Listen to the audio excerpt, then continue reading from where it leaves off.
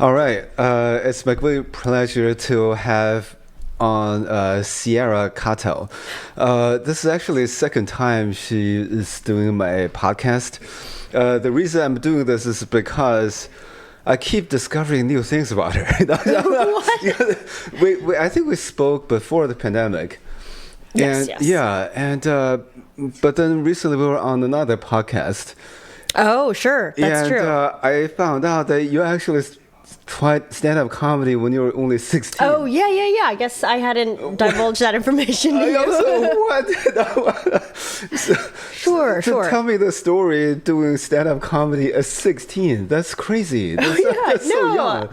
So I grew up in LA, so a little outside of LA. Like La Cañada? La Cañada, so like near where there are comedy clubs in theory. There are comedy clubs across the nation. But it was definitely, there was some sort of idea of like, well, you can do stand-up, maybe a little bit more than if you're in another town or where there's not a lot of stand-up comedy clubs. But anyway, I started doing it. I went to my first time was at Burbank Flappers. I think they had just opened. Flappers Comedy Club. You were in Flappers a lot earlier than me, I guess. It was the open mic, so it wasn't anything special. Oh, okay. And then I did the Comedy Store. I did the Laugh Factory open mic. That was a big one for me. You made the rounds. I made the rounds, yeah. My parents drove me because I don't think I had my driver's license till a little bit later, like 17 or something. So at 16, they drove me and enabled me to do this horrible career. And then they would, because the Comedy Store had like a strict, it's a bar as well. Yeah. And I guess at least like some of the clubs serve food, so you could go in if you were over, if you were under 21. But Comedy Store, they had just gotten like in trouble, so then they were like really strict, and they made me stand out, not even in the little patio outdoor area. I had to stand out on the sidewalk, like next to Sunset Boulevard. And then when it was time for me to perform, that doesn't sound very sanitary. Oh no! Sidewalk on Sunset but Boulevard. Neither is inside the Comedy Store, so it doesn't really matter. Especially for a 17-year-old. Sure. Oh my God! So what was your experience like telling jokes at that age? Yeah. Because I started really late. I have no idea what it was like. It was all the same. I think like if anything, it was nicer because you're so young. Like everybody kind of isn't going to be mean. No one's going to heckle you. People kind of want you to succeed a little bit. They're like, oh, it's cute. It's nice she tried. Nobody's like, oh, who's this? Who's another open micer? It's like, oh, this is like a little different than we're used to. So I think there was more support as a result. Oh my God! So do you remember the first jokes you told? Yes. Oh, really? Okay. Yeah. You're a comedian, because comedians never forget any jokes. Yeah, sure. No, yeah. I think if it had gone poorly, maybe I wouldn't have continued. But I had like a funny fart joke. You got to have one of those. Oh, okay. And I think that was good. And one that probably didn't work as well, but I guess the success of the fart joke was enough to propel me into the future. Oh, but wow. yeah, that's the start. Do you remember how it goes, the fart joke? No. I would say I know some of it, but I know at one point I say if you give it an inch, it'll take a mile, meaning like if you let out a little bit of fart, the whole thing will come follow, Oh, wow. So I think that's evergreen. Yeah, no, it happens to everybody. I guess. I feel relatable, right? Not a lot of things. As a 16-year-old, it's hard to relate to a lot of adults, right? Because you haven't really lived your life yet. Yeah. So. But farting. It's universal. I guess. But were you sure at that age? Just like, I'm not sure if adults fart. Right. Yeah, no, I should have checked in with my parents. Yeah. You guys still do that even after you turn 18? Yeah. Yes, luckily it was good. I didn't even have to check in, and I got the validation, in real time. Nice. Wow. Actually, that's a very that's a great start. Actually, because I've been to some open mics lately, and there are even not only the fart jokes, though there are like adult comedians farting into the mic. Oh, thinking it's funny. Yeah. The full fart itself. The full fart. Yeah. Not fart into the mic. Didn't get any laughs. Oof. And then he was like, maybe it was the audience, so he farted again. Oh, good. Try it again. That's when in doubt. Oh my God. It's like Well, that's brave of you to go to open mic, at yeah. all. I avoid them like the plague. Yeah, no, it's a different type of preparation, I guess. Sure. See this joke. Oh God, I didn't know what should I eat? Oh God. Oh man.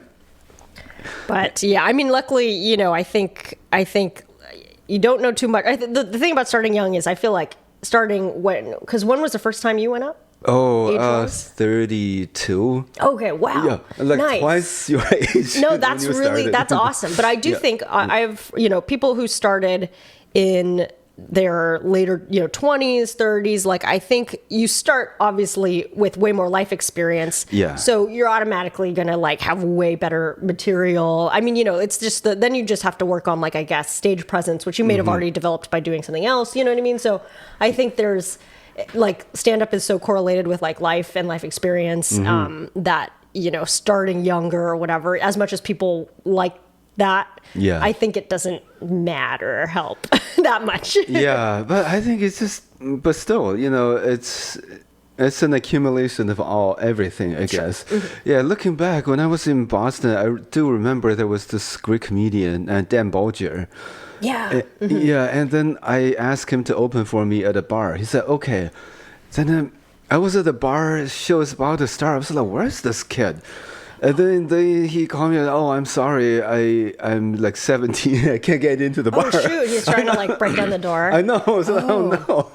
Yeah. He just had to miss the set, Oh, that's about, they didn't even let him in do the Comedy Store thing? Let him in for the bit? Oh, no. Yeah. I remember him being young. I remember he won the Boston Comedy Festival when he was really young. I remember that being an event. Oh, yes, yeah. He's still doing comedy, but Cool. I'm pretty sure he can get into the bars now. Okay, Whew, thank God, yeah.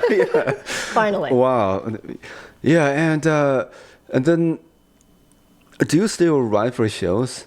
Yes, I would say that's the main thing that I'm doing right now. Like, stand-up's great, started in it, we'll always do it. Yeah. But I think one of the main things... Doesn't pay the bills. Doesn't pay the bills. Have not figured that part out. Comedy's tough, Comedy, yeah. Well, I mean, I feel like so I guess I definitely... Writing it was always a goal, though, because I think... TV writing and TV is like so, it's so opaque. So you're like, how do I even get in? So stand-up's a great way to get in because you're like, everybody can do an open mic. Yeah. Maybe for better or for worse. But as a result, love to write for TV. I've written for a lot of like adult animated shows. Most recently, Exploding Kittens. Exploding Kittens. Wow. On Netflix. Ever heard of it? Nobody has now. No, it's great. There's a lot of, the thing about animation, you write for a show that doesn't come out for 2 years. So like the thing that I wrote for most recently won't be out until like late next year probably. So that doesn't exist. But that's excruciating to me. Versus stand-up where you can write a joke and get it on stage like tonight and get feedback immediately. Like that is the benefit of stand-up versus writing for television. I guess most people have never been to or even seen a writer's room, what it was like. Oh, yeah. I mean, it's great. It's like everything. I feel like it's very much just like a collaborative space. So you're oftentimes, you're just in like an office sometimes or just a room with a big table, but you get to be with like a lot of different comedians. Oftentimes, especially in comedy writers' room, there's like a mix of like people who did stand-up or people who did improv or sketch. Or just, comedy writers who are just like always writing. And so it's like a mix of a bunch of people and everybody's making jokes and then you got to write a thing and then you make more jokes and it's great. I mean, it's just like hanging out with your friends. But I mean, obviously, or unless you don't like your coworkers or something, which totally happens. But I've been very lucky. I've always really enjoyed everybody I've worked with. So it is really fun and hanging out and stuff. And doing work, but, in a fun way. Okay. Yeah.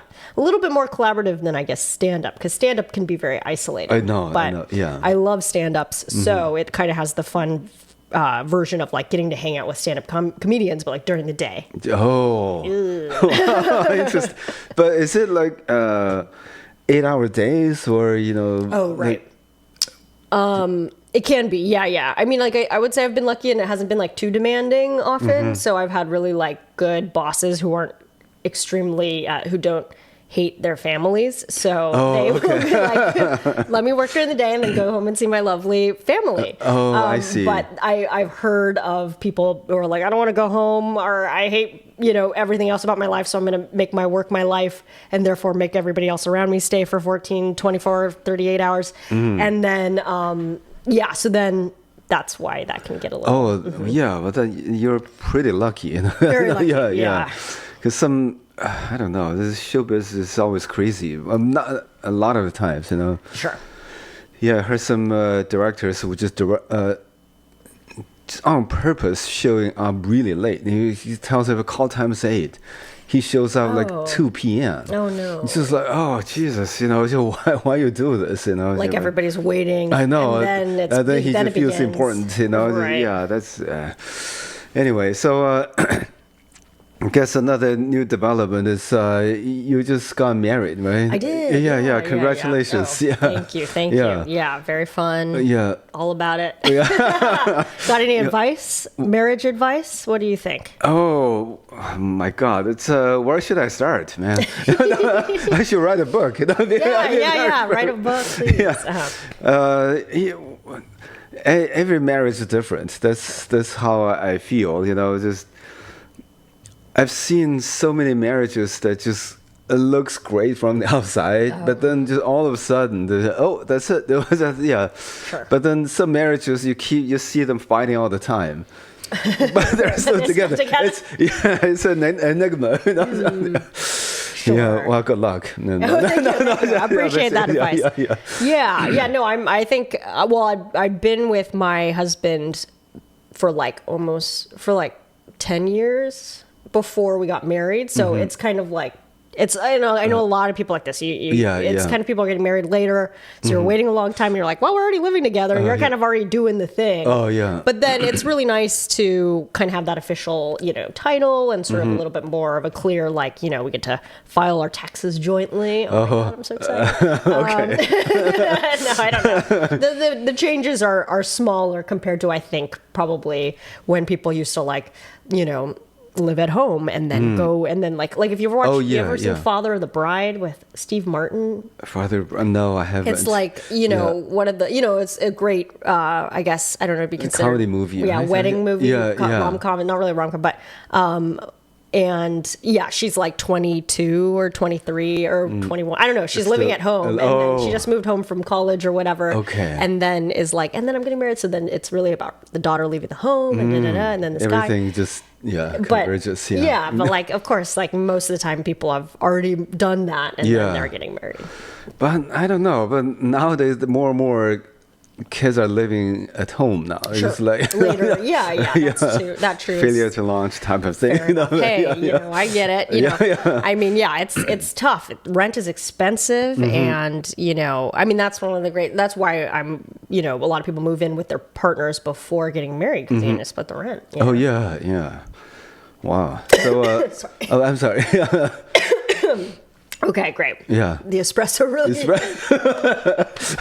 in that moment. It's not quite a cost syrup. There is water. No, I've got my water, so we're all set. I might open this preemptively. Yeah. All right, carry on. Yeah, okay. All right.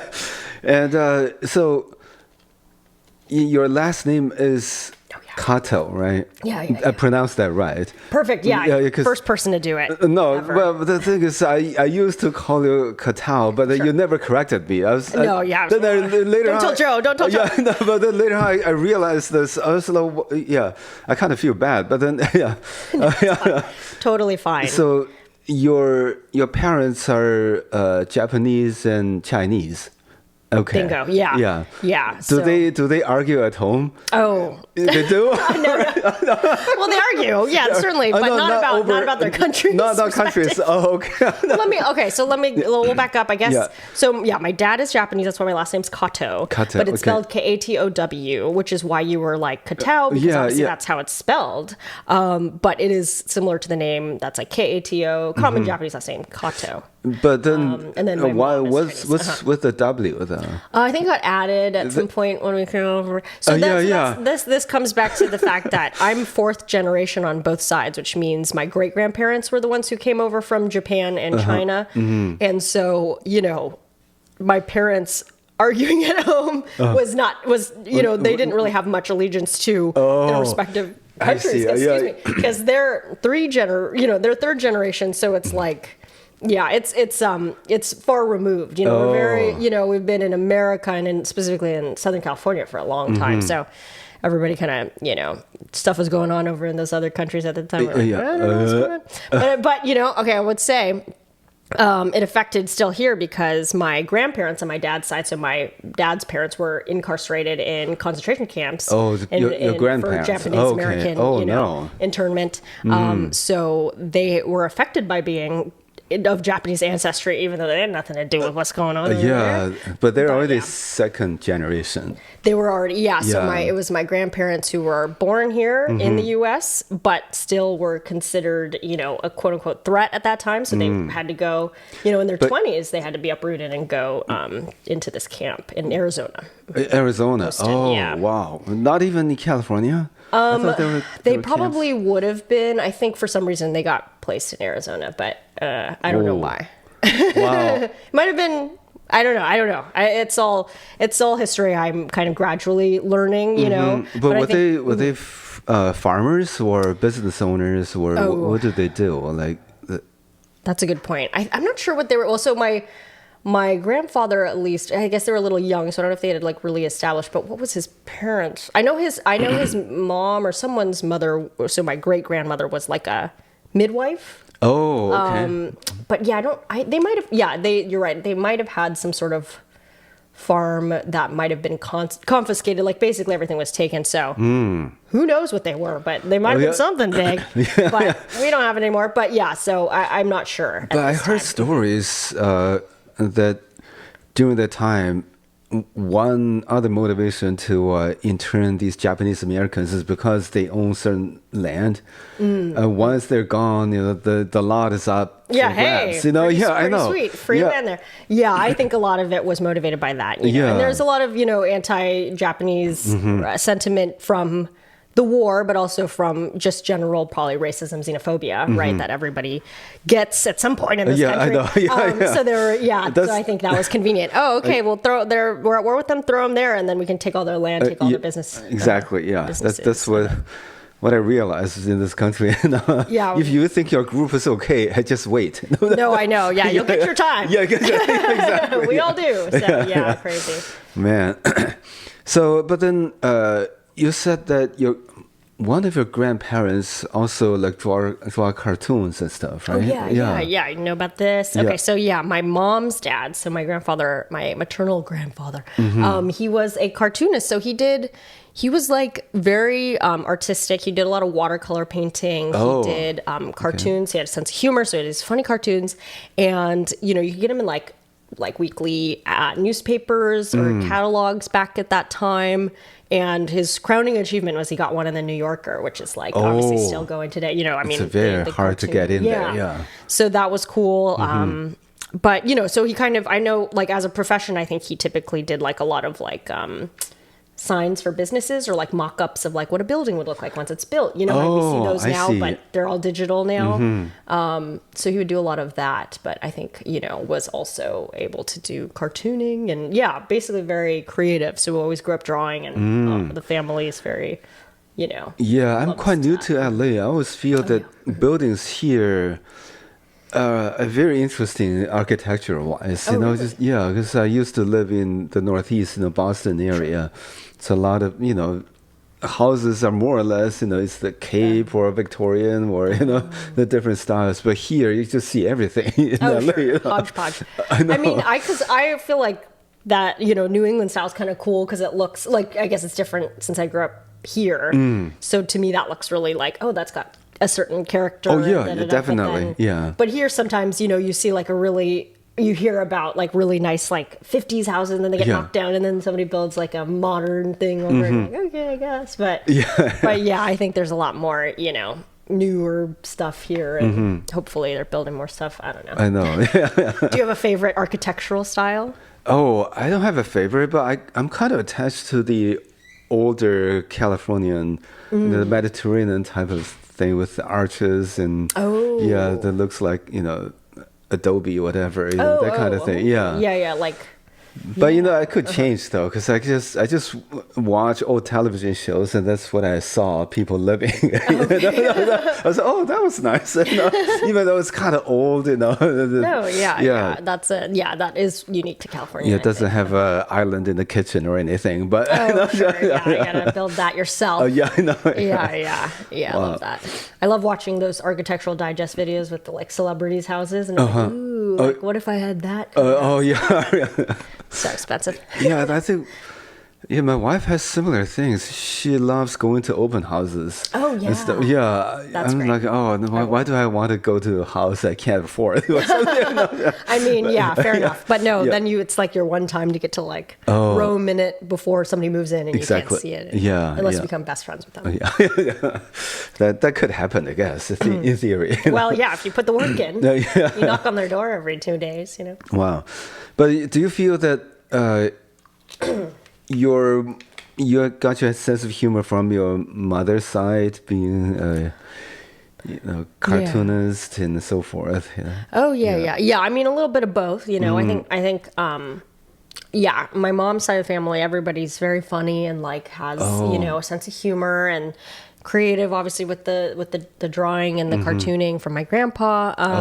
Okay. But and then my dad's so funny, and like I think obviously my mom and dad are funny, and that's probably why they are together. Oh, really? Despite their Japanese and Chinese backgrounds. And everything. I didn't care about that. But it is okay. That's Actually, funny that you was a bring better story. Yeah. Even though they were warring countries. Yeah. Oh, through war they found each other. No, I mean, like literally, like it's funny because it's like. People do ask about that, and I think there are certain things where, maybe there's a little bit of like, oh, Japanese, huh? Is that okay? You know what I mean? Like, I feel like that every other Asian is like, Japanese though. Is that all right? And like understandable history, but it is, so far removed. And then also the fact that like, once you're here in America, it ends up being like, well, everybody's grouping Asians together. So then we all kind of are like, well, we're all in this together because, we might as well be whatever, everybody's just Chinese here. Am I right? But I guess you're not bothered by it. Oh, yeah. You have it. It didn't affect, it didn't become too much of a thing, luckily, until the real world. But yeah. Wow. So, and then but after you went to college, you also worked at the, I don't know if it's not a job, but then you were at the Harvard Lampoon. Sure, yeah. Yeah, that's the thing in college. But then did you draw there or mostly just writing? Yeah. No, I drew there mainly. I mean, really? We write... I'm trying to think. No, I was mainly so I joined as an illustrator and an artist, I guess, art. So that was really fun because I probably the most I ever drew in my life was in college at that time. And then I never drew again. But I should probably try to do it. But you're working on animated shows, but you're not involved in the drawing. Yeah, I'm just on the writing side. So I mean, you can draw. I mean, I guess what's fun is like I can draw stuff and for to explain a point, but the actual animators, they went to school for it. They are like really talented. So it's so fun to see like, oh yeah, that thing that you made it so much better by drawing it as a professional animator. Wow. People are just really have that visual talent. But anyway, so in this thing, it's like a magazine. Essentially, it's a humor magazine. So people write pieces, write little short jokes or something, and then you illustrate. I don't know. So that's what that was like a big part of college. But the reason why people know about it is because a lot of previous, a lot of TV writers went through it. So there's like Conan O'Brien and all these top alumni. And so it became a thing where like, oh, what's going on with that? I know. Humor magazine. But not just a humor magazine, but also that building itself looks kind of interesting. It's like a small castle. I know. And I didn't. You guys didn't get to go in because I didn't want your son to go in just in case you wanted to go there. Oh. Because it's like a top secret thing. Oh, really? Oh, okay. I want to. I don't want to. Yeah. So That's Yeah. why. Because have you ever been in that thing? Oh no, I've never been there. Okay. Well, you'll go in, but then just don't let your son in there until after he goes to college. Oh, really? Okay. But then I always see that building when I'm looking for a parking lot. Yeah, it's in the middle of the studio. street. I know, yeah. I think a car, one time, was I there? I can't remember. But one time, like, I mean, all the time, cars accidentally fucking run into that building. Sorry, yeah. because it's in the middle of the street. And Yeah, people yeah. drive, I mean, I have never driven in Boston, have I? Maybe briefly, but like, it's the scariest I drive-in know. situation in the world. And LA, I mean, is bad too, but it's not that bad. Yeah, I mean, compared to. That's why I'm saying sometimes I'll say this on stage. I was like, wow, the drivers here are nice. Sure. Nobody agrees with me in any city. Oh, interesting. Yeah. Everybody's like, he doesn't know what he's talking about. Yeah, but then I say this because I used to drive in Boston. There's so many angry drivers, not just because there's an angry person, just the road is so frustrating there. Oh my God, that's so funny. Yeah, once I called the Uber, and the Uber driver gave me a call. He was like, how can I find you? I have to give him directions. He can't find me. He's just like, because there's like so many splitting roads, and it's like there's a particularly confusing like freeway lane situation in downtown LA, but I feel like it's that times like 100 across the city. In Boston. I remember on Stewart Drive one night after a comedy show. There's this one white Toyota parked between two lanes. Oh. Yeah, and it was like 40, 50 miles an hour. Oh, Jesus. I was like, oh no, I just saw like two people in front of me in the white Toyota. They're checking the map in the middle of the road. Dude, it's like pull over. I know, or but get off the freeway. So then I have to veer aside. I have to just run my car onto the sidewalk. Oh God! Yeah, I'm so lucky that nobody was around walking or anything. It's just like, oh my God. Whoa! Yeah. And then the two people in front of me saw me coming. Instead of driving their car, they just ducked.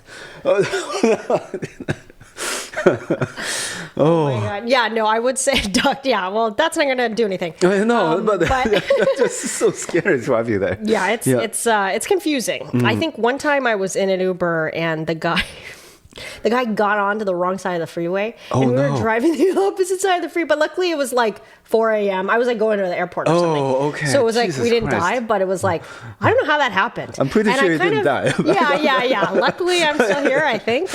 But just the fact that it was definitely his fault. But also, I'm like, I guess it's just confusing too. But I'm like, I don't think anybody would get on the opposite side of the freeway here. I don't think that's like easy to do. Yeah, exactly. I mean, I'll probably actually accidentally do it on the way home. But it's anyway. You're in Hollywood.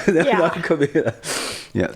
But so I respect anybody who drove there because I can't. I wouldn't do it. Oh yeah. But when you do stand up, that's what you do a lot. Sure. You just have to drive a ton. For sure. Man, and so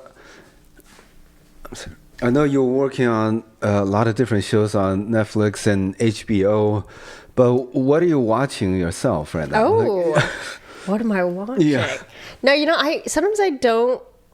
I mean, I have watched some shows lately, but like, do you ever, get a little tired of it? Oh, yeah. Yeah. You're like, I can't. But, that's why I kind of like watching a lot of like dramas and stuff because it's like different. You're just like, I don't even have to think about like, oh man, I auditioned for that role. Oh, yeah, I know. Like, I want to work on the show. Oh, yeah. But, dramas, I guess you can still. That's I think that's the problem with working in this town. It gets hard to enjoy certain shows anymore. Sure. Yeah. No, that's horrible to say. Yeah. No, I mean, and then ultimately I get over it and I watch all these shows and I'm like, oh, it's so fun. It's great. Yeah.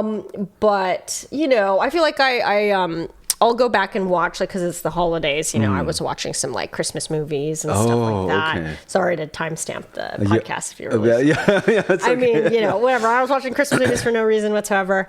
I watched The Holiday for the first time. I'd never seen that. That's like a classic. People love The Holiday. What? Is that what it's called? There's a show called Holiday? Sorry, it's just a movie, but it's like Kate Winslet and Cameron Diaz, and like it's like from a bit ago, but it's like a classic Christmas movie that people watch all the time, and I'd never seen it.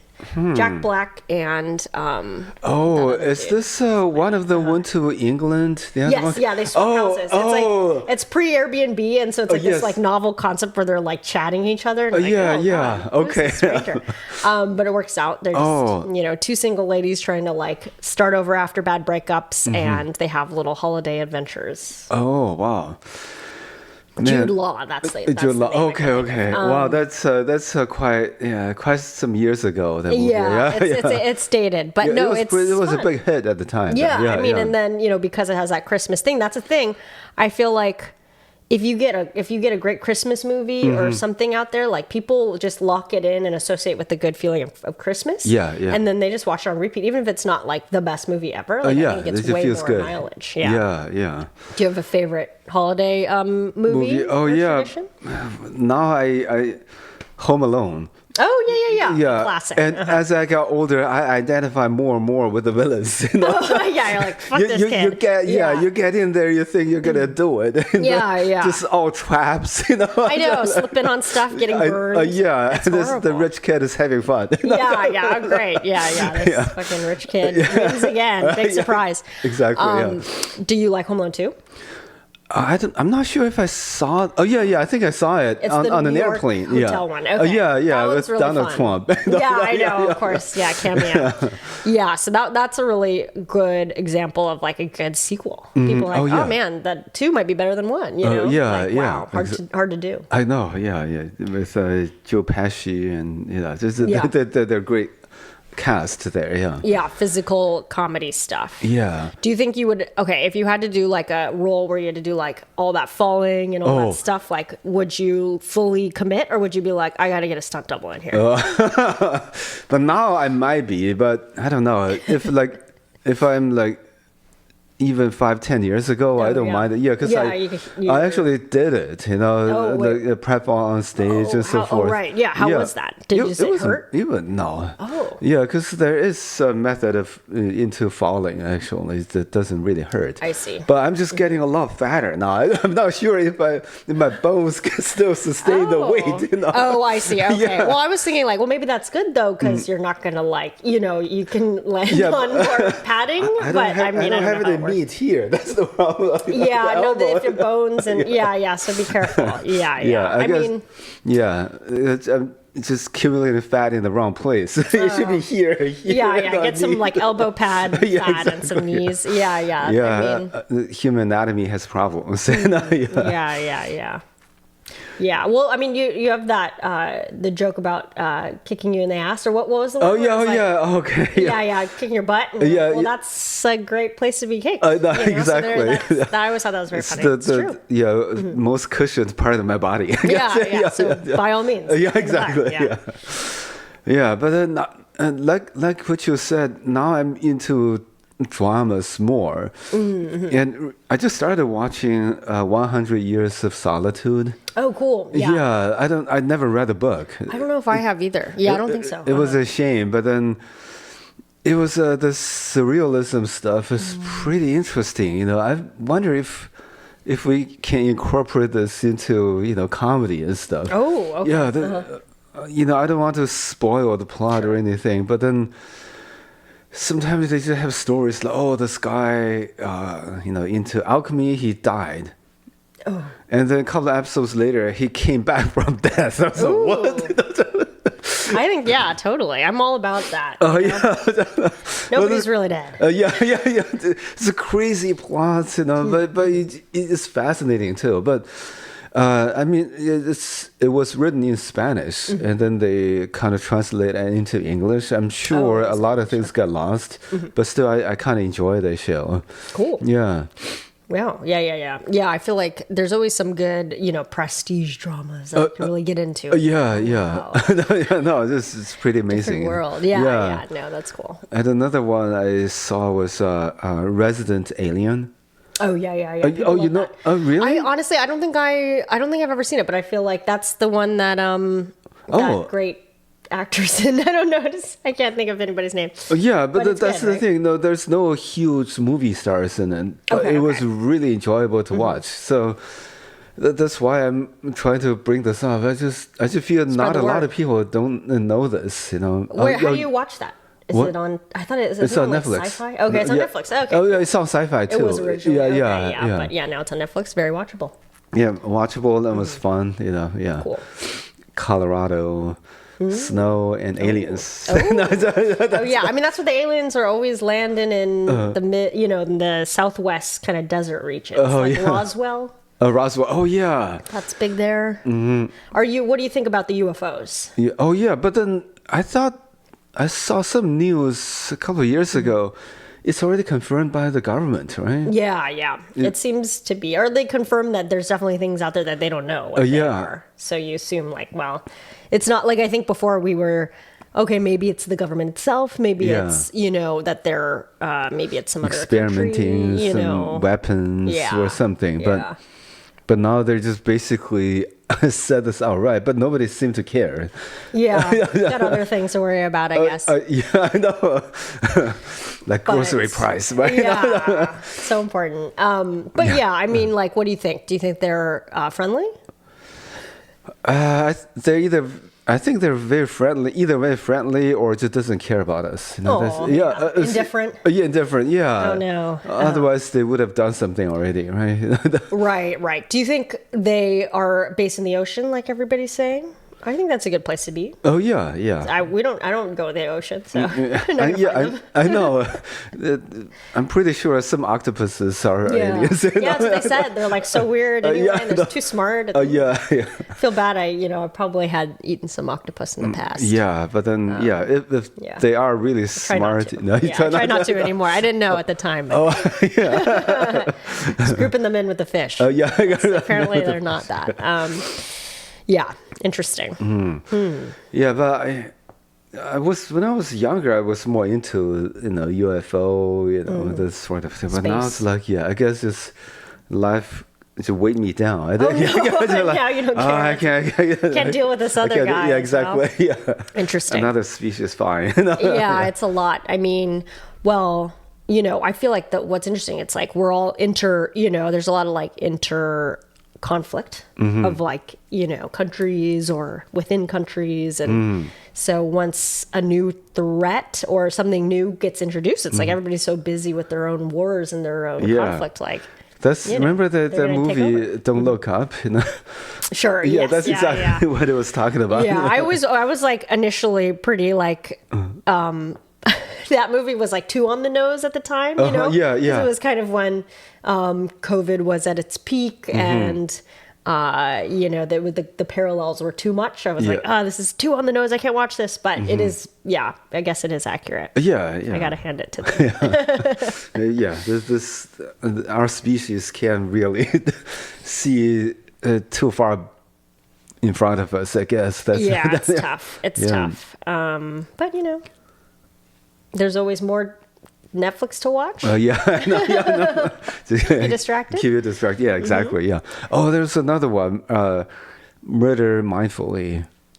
It was. I think it's a European show. Actually, I don't know. They dubbed it into English, so sometimes the lips don't quite match. Oh, weird. Yeah, but it's a really interesting show. Actually, yeah. It's comedy. Yeah, but yeah. I remember we wrote a show together too, right? True. Yeah. Immigrant mentality, but it didn't go anywhere. But it didn't. Yeah, but we talked about this on the podcast we were on. Call Us Bruce. Yes. Shout out. Yeah. But that's just how it is with a lot of these projects. It's like you hopefully they go somewhere. Hopefully they make it a certain steps. But it's like probably it's like 1 out of every 100 shows that get started make it to any sort of pilot or beyond. Yeah. I don't know what the statistic is, but anyway, great. I mean, had a lot of fun working with you. I feel like there's also possibilities too where it's like you work with somebody and you're like, ugh. But like this was a great, Oh yeah. For me at least, I won't speak for you. I was like, I had a great time and got to know Joe Wong, who I always looked up to. So Yeah, we collaborated well, and we did go to some pitch meetings. That's at least it's moving forward a little bit for a while. Yeah. And people had interest in that and us. So I think that was like good feedback. But They didn't hopefully, pay we us, can but- do something about, immigrants at workplace again or something, because Yeah, I mean, it's only more relevant as far as the spotlight on immigrants and like how important they are to America, but also, now we're in a different administration very soon, so it's going to be a little different. We now will see. no, I'm different. I mean, the same administration again, right? Well, sure, in some ways. Yeah, when we were writing it before, like it was that, huh? Yeah. Oh, yeah, right. Okay, great. So even more relevant. Double down. Yeah, I'm just surprised that, like, immigration was the number one issue for voters last year. Yeah. But then after Trump won, then they were saying, oh, the number one issue is the grocery price. I was like, I don't even know.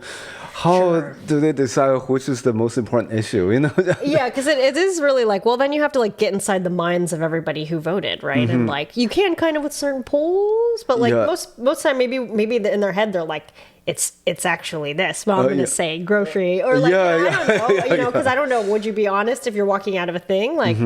Like exactly what you were thinking, or do you even know what you're thinking? Maybe two are equally important to you, so who knows? I talked to somebody, and I remember this guy was saying to me, I believe Trump is a racist, but grocery price was lower when he was president. Right. I was like, oh, wow. Does racism make price cheaper? Apparently, in this guy's brain. Yeah, I mean, that was like, seemed to be a common thing. It was like, well, they're going to overlook all this stuff that they think maybe isn't going to affect them as much as grocery prices. Okay, like can't really change people's mind at that level sometimes. Oh, yeah. Because it's like, well, if you just don't really see that as an issue, then it's not going to be an issue. Exactly, But yeah, luckily, I think when the election came around, I was very surprised at the outcome. Luckily, it kind of made everything go, oh, okay, I have absolutely no idea what's going on with anybody in this country. Exactly. Okay, great. Yeah, well, totally clueless. I can accept that. Okay. Time for bed. I know, Yeah, but then I like even in I always say to people, like the liberalism is basically within probably 50 miles radius of any major city. Once you're outside of it, it's actually pretty conservative, Sure, like, yeah. I noticed. Yeah, I mean, if you like, even California has like even California is the same. State. Yeah. You just drive up a little, and you're like, oh yeah, we're basically like, exactly, it's similar to other places. You see certain flags. Oh wow, a combination of flags. It's like, wow. Oh, those two together. What does that mean? Yeah. On the trucks. Oh wow. I never knew you could affix that many. Flagpoles to a truck. That's quite a lot. Huh? Yeah, I mean. Yeah, I mean, and I think that's. I think it's always been. I've always been in the little bubble, and I think 2016 was definitely like a big wake up call. But it's kind of like, how many wake up calls can you have? I guess quite a few. For me, multiple. But I know like. Democrats and liberals always say, "Oh, we live in a bubble," but the truth is, I think everyone's in a bubble. Sure. Yeah, I mean, I still remember when I was in Texas. I got friendly with some dudes, and one guy just said to me, out of the blue, he was like, "Oh, you know what?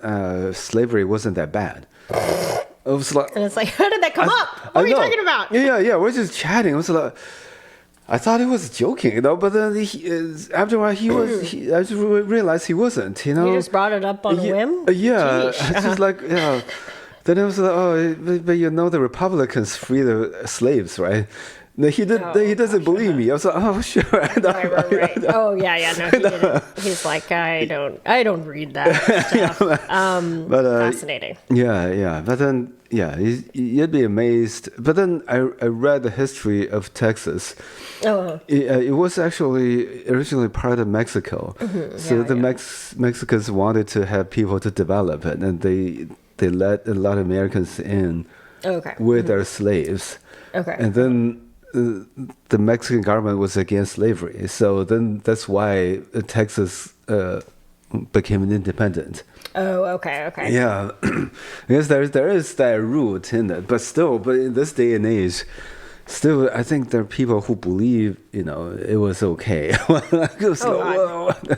Yeah. It's a little. Yeah, it is. It is certainly like we have certain things, or in my brain, and then circles, whatever. It's like you kind of assume like, okay, well, we've at least made it this much progress. Right? And then I feel like the past few years, it's like, oh, or maybe we're at actually like 50 years in the past of just thought, but. And there are a lot of flat earthers too. Sure, I don't. Yeah, and then that's like, I don't know. Well, that's like way back in pre-Copernicus. I know, I know exactly.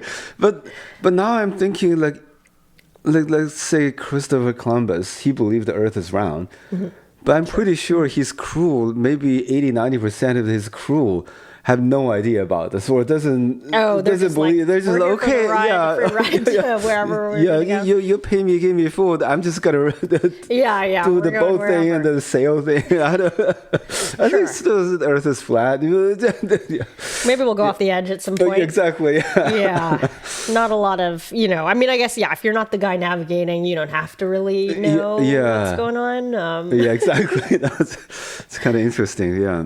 But yeah, okay. Well, if we're talking, history stuff, I read this.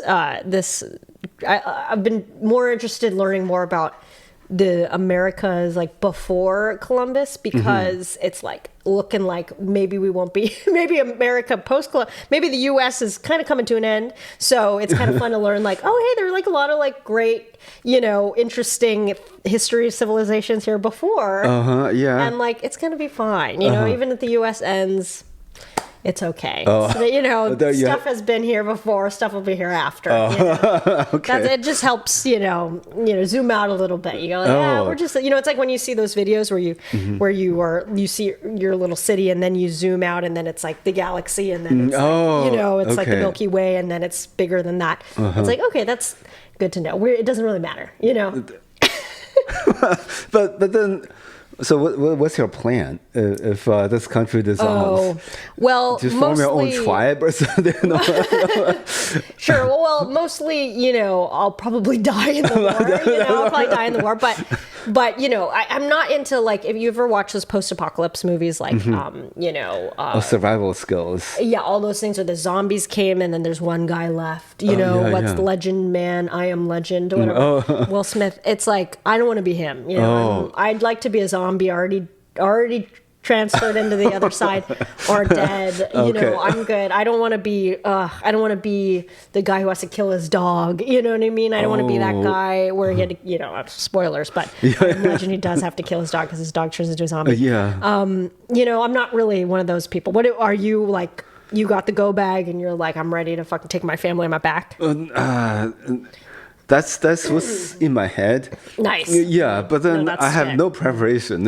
I don't even have an earthquake kit or anything. Because me neither. I have a friend who has all of those. He was like, Joe, if you ever need any of those, just let me know. No. What he meant is he told me where to buy it. Okay. I thought he was saying, come into my bunker and we'll live together. I don't think he has a bunker. He just has a bunch of stuff that he's ready for a disaster and stuff. Yeah. Yeah. I feel like the key is you probably got to get out of the city and then get to your bunker. I don't know. Yeah, but then again, I'm not doing that. I'm staying here and dying in the bomb. Yeah, but now I'm thinking, I don't know if I can survive without modern medicine even. Oh God, no. It's just like the allergy alone is gonna kill me. Yeah, exactly. Yeah, it's like I need Benadryl.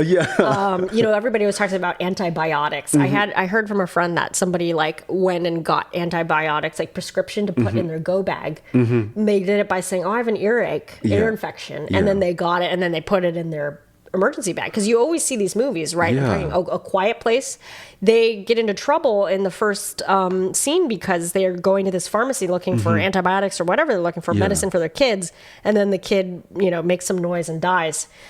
Well, that wasn't worth it. But, I think, if you had already had the antibiotics, you don't have to go to the pharmacy. Man, that was very specific. I mean, I'm just thinking ahead here, but also I'd prefer not to be in that position at all. Oh, yeah, I know. Dead.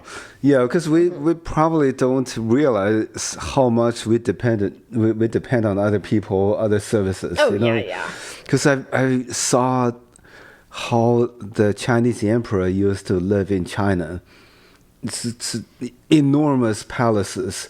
I go there, I was like, oh my god, how can you live here? It's just like, empty, no kind of? heat, no AC. Oh, yeah. The door has a huge crack. I was like, Oh my god, you gotta fix that crack. yeah, no. I mean, how do you survive here? They're the kings, Right. They do say like, the best, the most richest, whatever emperor, however many hundreds years ago, still lives worse than like the average person today, which is great progress. But I know. Yeah, No hot water. They didn't know about double pane windows, insulation, exactly. HVAC. Yeah, hot water, my God. Yeah, they got to go like, it's like ice. They used to have to go to the frozen lake and like chip it out. And it's like now we have an ice maker and a refrigerator. Ship it to you from like thousands of miles away. Yeah. It's melted by the time. I know. Sure. So, couldn't create it on my own. Would have to have some sort of like, leftover, like you need some of the technology from civilization. And then it holds you over in the interim before new civilization pops up. But again, I don't think it's probable. So I say stick to the old one. Leave this planet by dying. And then you're fine. Yeah. Let Elon Musk go to Mars, we're happy here. Please. Have fun. Yeah. And also, I remember, I think I heard you on NPR recently doing this game show. Oh, Go Fact Yourself. Oh, yeah. That's on NPR. That was a fun show, So fun. Yeah. I did. So it's like a game show about something that you're kind of nerdy about. So like the guy was competing against knew some sort of sports thing, and then I didn't know. And then I did Avatar: The Last Airbender, which I love. Oh, I see. Okay. And so they like bring on people. So they brought on like two of the original voice actors, and I got to meet one of them, and the other one was on Zoom. And I surprisingly did know a lot of the answers to the questions. I was worried they were going to get really nerdy on me, and then I was going to be a fraud. Because anytime anybody's like, "Oh, what are you like a nerd about?" and I'm like, it's just so hard to claim that identity about anything because the internet is so vast, and there's such gatekeeping around fandom. That I've seen like I've definitely seen like every Marvel thing, but I could never claim to be like a super Marvel fan because I haven't read the comic books and I haven't. I mean I've read endless. some, but I'm not as nerdy as like the internet's nerddom, which is like probably the top 0.01% of people. Yeah, it is scary because you probably know more than any one of them, but they're collectively someone's gonna know something you don't, or that's a good point. Blind spot. It's scary. It is. Yeah, and there's such a like not all fandoms, but a lot are very much like, well, what, you can't claim to be this if you haven't seen that. Oh like, whoa, okay, sorry I offended you. Yeah, but then also the episode I heard was you and Helen Hong doing some kind of words thing. Maybe. Yeah, just that's right. They do something. Words. Yeah, they do like kind of more of like a general quiz type thing to begin with. Yeah. And then do like the more specific fandoms towards the end. It's a really like well-run game show, and they really have to do a lot of preparation and a lot of stuff. And we did that one live too, so that was fun. So there's like a live audience. Oh, wait a minute, that was live? Yeah, they did a live audience one. So I guess they don't always do that, but the one I happened to do was in this was done in LA. Oh, Pasadena. Yeah. Oh, okay. And like there was an audience. I think the audience is kind of funny because like if they know the thing that you're a nerd about, maybe they're excited, but probably a lot of them are like, I have no idea what's going on right now. I know. Yeah, really. Yeah. And maybe it's fun. Oh, yeah, but you have to make them laugh. True. Was that the goal or more of a knowledge thing? Hopefully there was some laughter. I don't know. I mean, the knowledge thing is important too. But like, hopefully it's kind of hand in hand, because like by being really nerdy, it's kind of funny. Okay, if you had to pick, what your topics for nerddom would be, what would they be? Because I think we gave like 3 and they picked 1 out of those. But oh, Jesus Christ! To put you on the spot. I know. I'm not sure if I'm a nerd in anything though. You do have pretty serious degrees in some. So biochemistry. Is that considered a nerd? Yeah. I thought that was a cool thing. Oh no! I mean, nerd is cool now. But you could go and say biochemistry. Yeah. Biochemistry for sure is one. Maybe comedy. Yeah. I don't know, like pop music, that's kind of Nice. yeah, that's where I waste a lot of time. So. Oh, cool. Well, wait, yeah. what's your favorite pop music or musician today? Oh, today I'm fascinated by K-pop now. Okay, cool. Yeah, because I used to not paying attention until recently. I was like, wow, they're really getting their stuff together. I'd say, yeah. Yeah. Wait, who's your favorite K-pop idol or group? Right now, I just like Rose. Okay, Yeah, cool. Yeah. I'm just besides anything else, I'm just very happy for her. Just it's a very tough because when I was in China, I did some variety shows. Those Korean K-pop groups, they're the most professional people I've ever seen. They stay, like sometimes we just lounge somewhere, find a place to take a nap. Man, they're always sitting very straight, good posture, all the way to the end. Oh, wow. Yeah. Even sometimes it's not their turn yet. They just very politely waiting there constantly. I was like, oh man, they deserve their success. It's very tough. Good. Yeah. Yeah, I mean, it sounds like the training's really intense, and they really have to, from a young age, they're like just professional through and through. People of the public eye who also sing and dance very well. But man, this is a very tough life. It's just like a full holistic creation of their hard work and diligence. But then, of course, has its downsides for living a childhood. Yeah, you can't really have the both. Same here too. Yeah, that's why a lot of people always say, "Oh, how do you balance work and life?" I just the only way is to have neither. I guess. Okay. Otherwise you just have to pick one. Sure. Yeah, I always see. Have you seen these street interviews where people just ask people in their 80s and 70s? What is one thing you regret in your life? Oh, okay, yeah.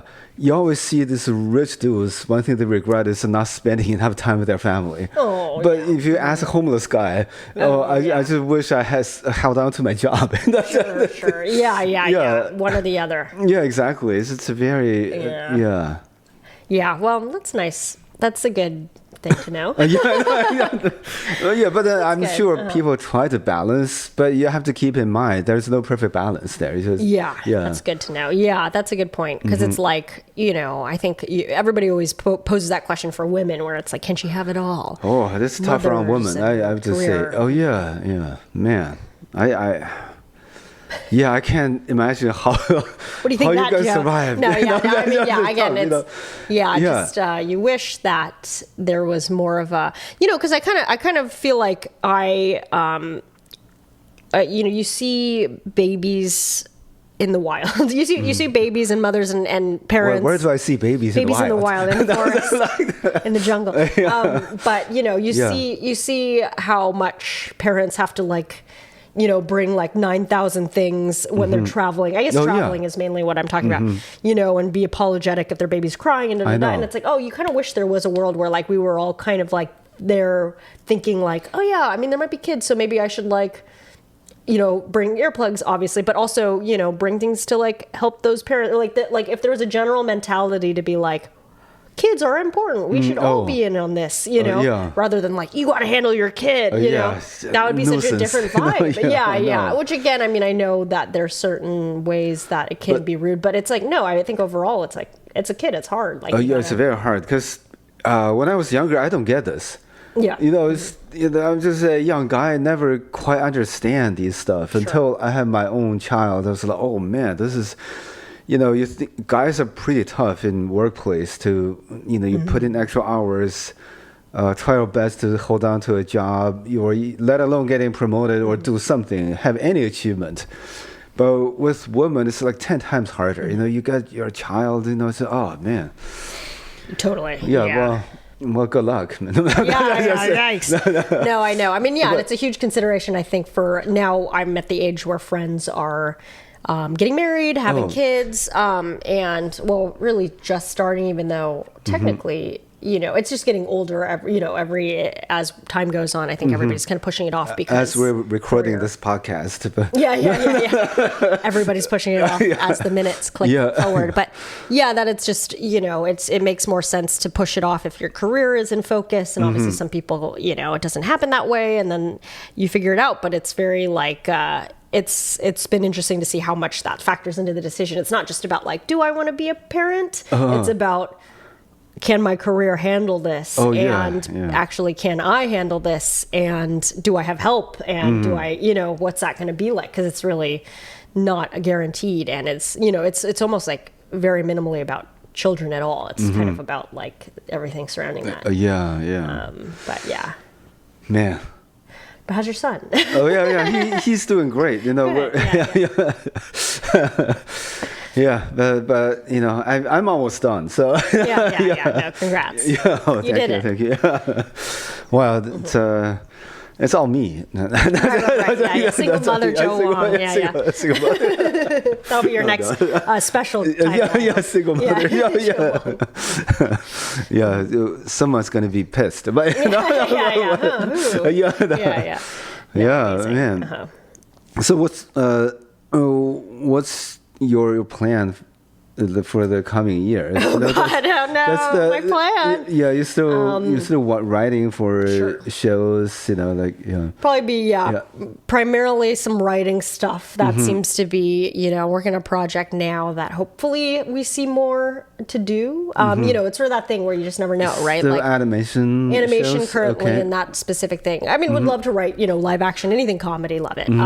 Currently, this project is animation, so that's been fun. And then, luckily, I guess what I like about stand-up is you can kind of just continue to do it. I released a special this past year, so I'm kind of in this zone. By the way, it's on Amazon, right? Yeah, it's on Amazon Prime. It's called Sierra Katow, Katow, and then Funt, Funt, Funt. Exactly, Go check it out. It's super funny. Thank you. But I think I gotta, it's kind of been like a fun thing where I'm like, okay, retired all that material, trying to come up with new material and think about like things in like special form. You're doing so many things.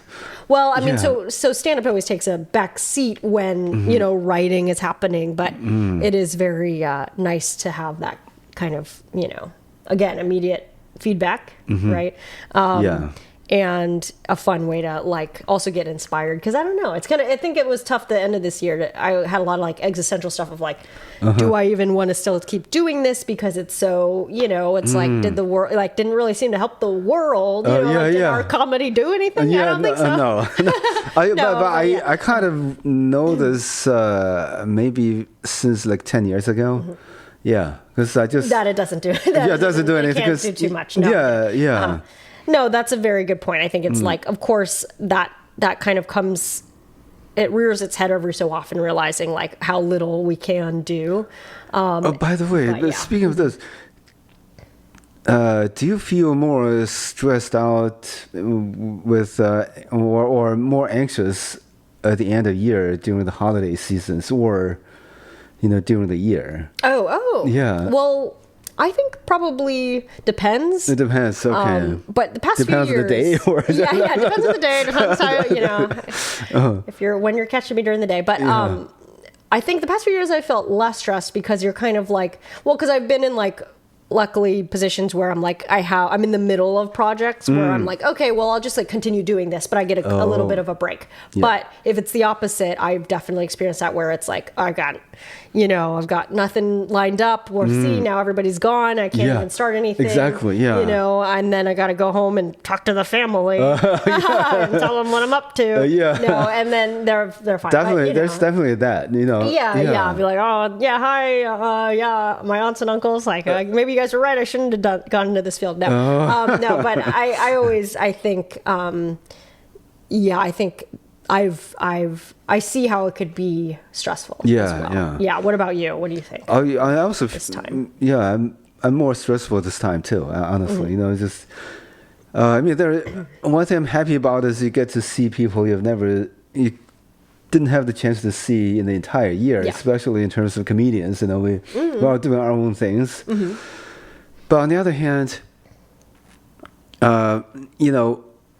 I'm supposed to be happier than regular days. You're supposed to be happier. Yeah, this is the holiday. Yeah, there's a pressure. Sure. But then I was like, oh wow, that's I can't. My happiness level is I can't match the that's a the big holidays. thing. Yeah, I know. That's one struggle. The other is like what you said. Oh, you got the free time. You think about what I've done in the past year. You take stock. Yeah, I know. It's like, oh no. Oh no. It's like, It didn't make any difference, like what you said. Yeah, that's big. That's so funny. Yeah.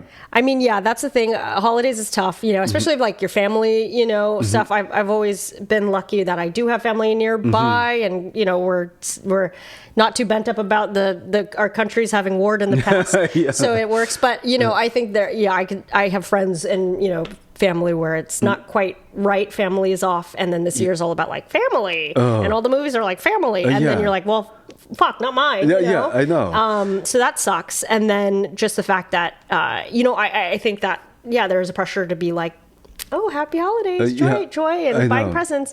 And everybody, I think I bet there'd be a huge market for like sad holiday songs, which there are sad holiday songs, but like a whole album of just like cry songs. Because sad songs like do really well because everybody is so pressured to be happy and they listen to a sad song and they like get to really listen to that on repeat.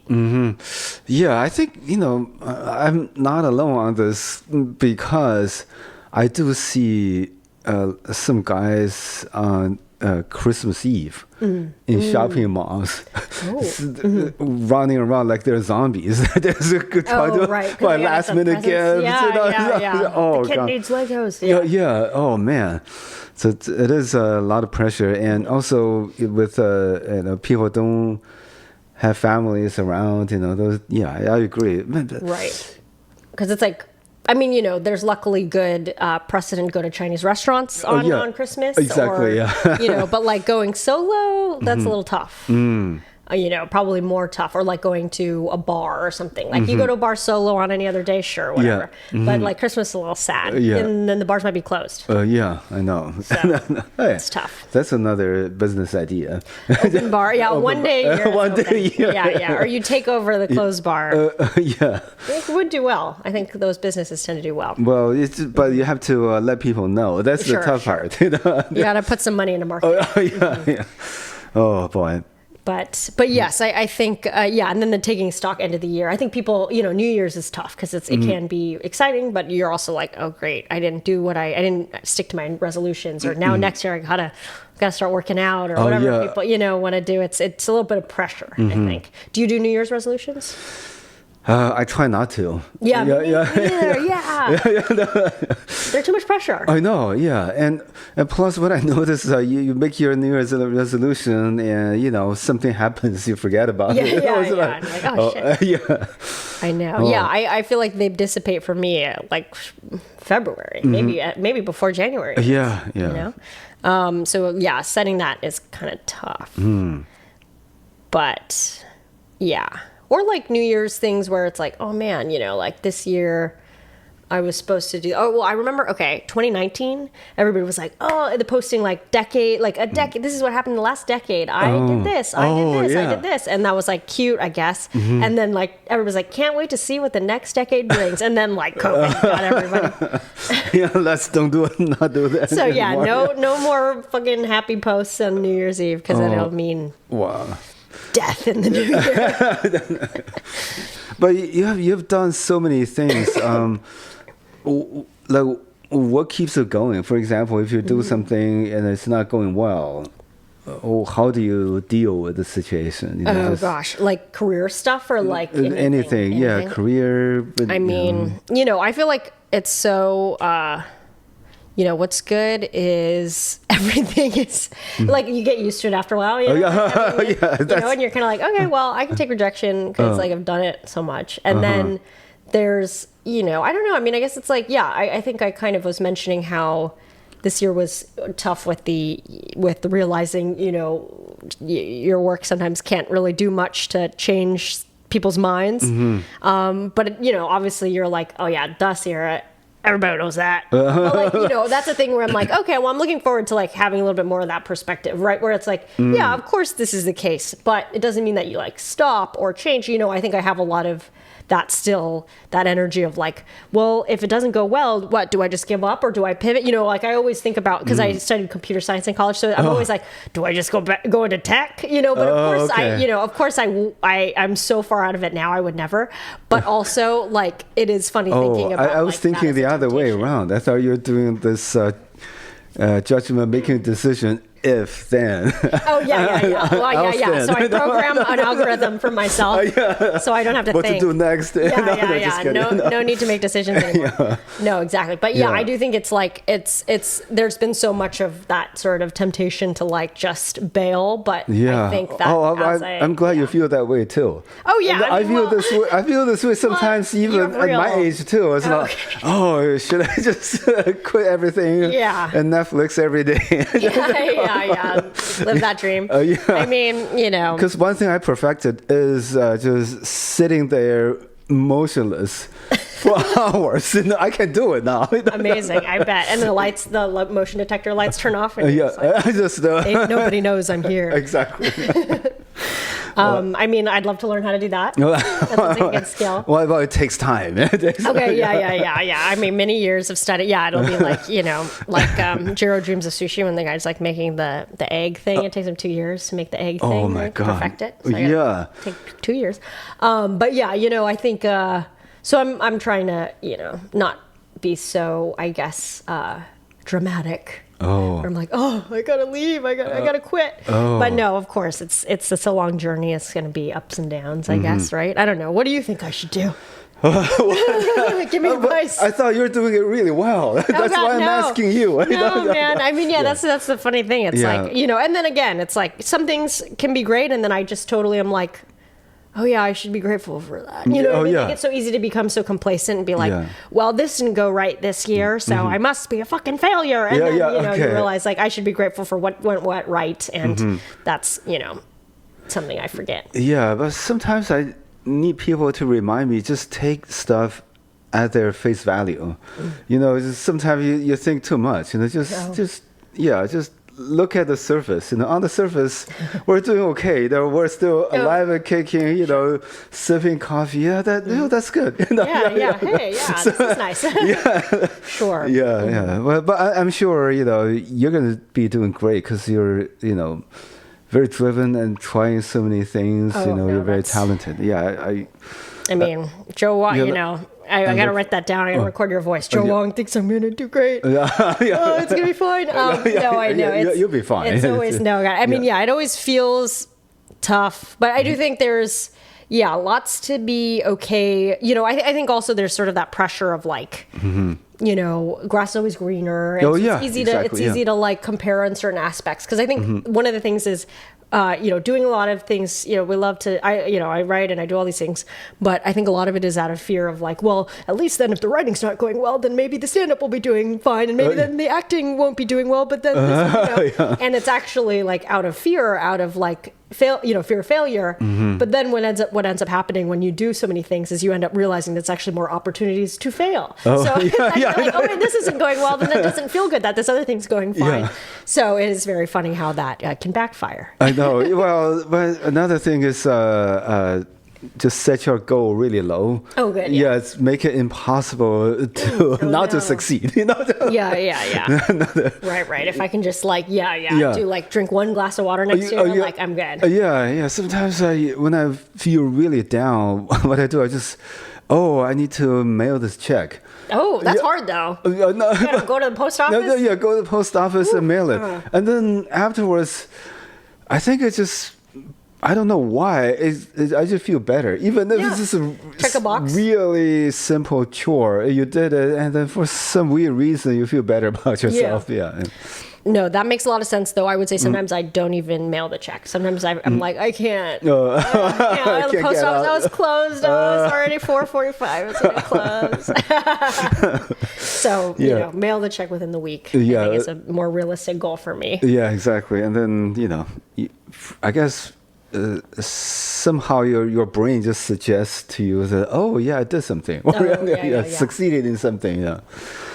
I see, Okay. yeah. Yeah. Get that momentum going. Exactly. Well, thank you again so much for coming to my podcast. Thank you, Joe. It was a lot of fun chatting with you and catch so up. much fun. Yeah, always so fun. Thanks for having me on. Yeah. It's an honor. Joe Wong, single mother. Out now on Netflix. My previous one was Who's Your Asian Daddy? Oh, yeah, perfect. You got to do both roles. Single, you got to single cover all the mother. roles. Yeah. Okay, well, thank you so much, and let us know where to follow you. Oh, yeah. Yes, please. I'm on Instagram at Sierra Katow, Sierra Katow. I'm also on TikTok, pending ban. Same at Sierra Katow, SierraKatow.com for like tour dates and clicking on links to watch my special. But yeah, please watch my special. It's on Amazon Prime. It's on Tubi. It's called Sierra Katow Funt. And I think that's it. All right. Yeah.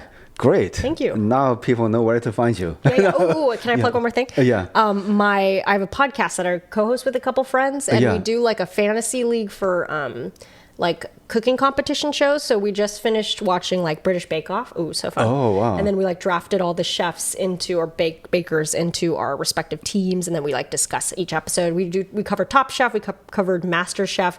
We'll probably do Junior Bake Off soon. It's just wherever you find podcasts. It's called TV Chef Fantasy League. TV Chef Fantasy League. Yes. Okay, yes. got it.